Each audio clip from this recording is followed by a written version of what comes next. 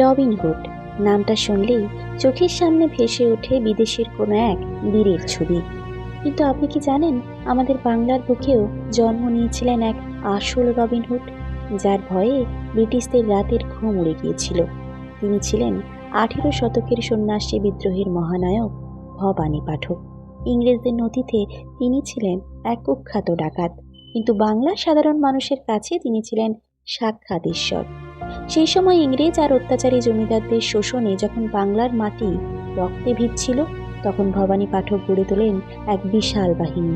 তিনি ব্রিটিশদের রাজকোষ লুট করতেন, আর সেই অর্থ বিলিয়ে দিতেন দুস্থ অনাহারী মানুষদের মাঝে। বঙ্কিমচন্দ্রের দেবী চৌধুরানী উপন্যাসেও তার এই অসামান্য বীরত্বের ছোঁয়া পাওয়া যায়।